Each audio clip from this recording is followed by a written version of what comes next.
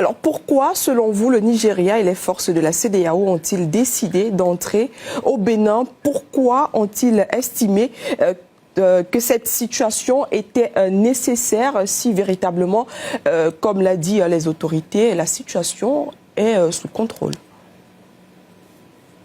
Bon, jusqu'à présent, nous sommes à Cotonou. Je crois que la situation est sous contrôle. Ça circule pour le moment, même si on voit des blindés militaires sillonner la ville. Pour le moment, le calme est revenu. Et que le Nigeria et la force en attente de la CEDEAO viennent au Bénin, je crois que c'est dans l'ordre normal des choses. Quand il y a eu coup d'État au Niger, la CEDEAO s'était manifestée ainsi. Je crois qu'il ne faut pas attendre le pire parce que vous n'avez pas à savoir que dernièrement la CEDEAO se vide avec les 3 pays de l'AES qui sont partis. Donc, si le Bénin bascule encore, ce ne serait pas bien, d'où il faut faire quelque chose avant que ce ne soit trop tard. Même si les autorités béninoises annoncent un calme, vous avez écouté tout à l'heure le chef de l'État qui dit qu'il y a encore des victimes qui sont aux mains des mutins et qu'il a promis les libérer. Donc, pour le moment, le calme annoncé n'est pas encore total. Alors, quels intérêts la France pourrait-elle avoir au Bénin? Pourquoi manifeste-t-elle un soutien aussi marqué au président en place?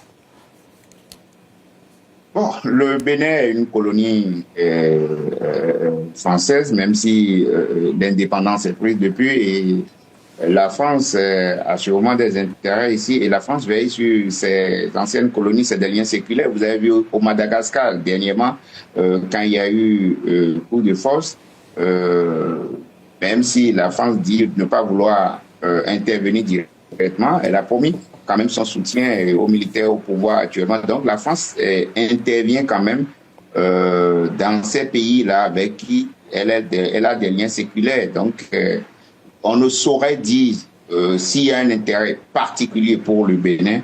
Pour le moment, on se dit que c'est sur la même lancée dans la veine des relations que la France tient avec ses anciennes colonies. Alors, juste pour vous titiller, je rappelle tout de même que l'ambassade de France est située tout près du palais présidentiel à Cotonou. Voilà, bien sûr. Alors, n'y aurait-il pas eu des signes avant-coureurs ayant pu attirer l'attention du gouvernement sur la possibilité qu'un tel acte puisse se produire? Bon, coup d'État au Bénin, ce n'est pas la première fois qu'on entend ça, surtout sous ce régime-là. Vous n'êtes pas sans savoir que même l'ami personnel du chef de l'État, Olivier Bokor, est en prison, condamné à 20 ans de prison pour tentative de déstabilisation du pays, de l'État. Avant lui, il y a des candidats annoncés à la présidentielle de 2021, le professeur Joël Aïbo et l'ancienne ministre Rekia Madougou, qui sont aussi en prison pour les mêmes causes. Et à ce qui paraît, il y a quelques mois, un peu plus d'un mois, il y a encore eu des arrestations pour coup d'État. Donc, c'est pas une première, en fait. C'est pas une première pour dire que qu'il n'y a pas de signe avant-coureur. Il y avait déjà eu des manifestations dans ce sens. Et chaque fois, le pouvoir dit toujours avoir déjoué les coups. Alors, quels sont les risques politiques à court et à moyen terme pour le Bénin? Y a-t-il un risque que la tentative de coup d'État se poursuive ou reprenne? Ou bien l'épisode est-il définitivement clos? Est-ce que la page est définitivement tournée? Bon, c'est qui se remarque pour les Béninois, c'était inhabituel de voir. Quand les engins militaires sortent comme ça, c'est pas toujours la grande quiétude.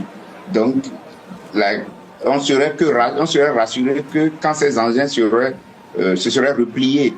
On ne peut pas dire que c'est définitivement clos, mais pour le moment, ça circule, les activités, les allers-retours se font dans la ville et les gens vaquent à leurs activités. Donc, demain nous édifiera. Les autorités rassurent que le calme qu'il y a dans le pays et que les gens peuvent vaquer à leurs activités. Maintenant, risque politique, vous n'êtes pas sans savoir que nous sommes à la veille d'élections, de 3 grandes élections, les élections présidentielles, où le président Patrice Talon a annoncé formellement qu'il ne sera pas candidat à désigner un dauphin. Il y a les élections législatives, il y a les élections communales et locales.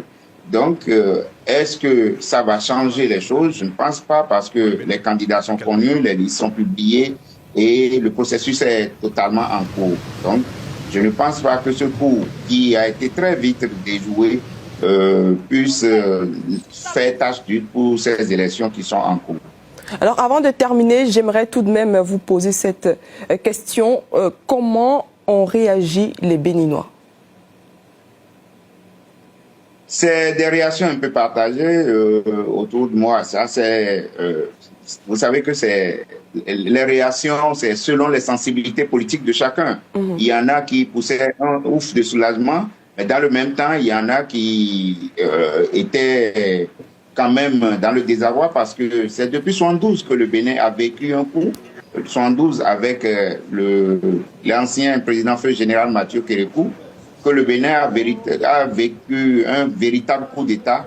Donc, on n'a plus jamais, il y a des générations qui n'ont pas vu ça. Donc, on se dit que le Bénin a déjà dépassé, malgré que ça se passe tout autour, dans les pays limitrophes, dans les pays de l'AES et tout. On se dit que le Bénin a déjà dépassé ça. Donc, aujourd'hui, qu'on entende de pareils trucs au Bénin, c'est quand même l'annonce d'un recul démocratique. Donc, il y en a qui sont sous le choc.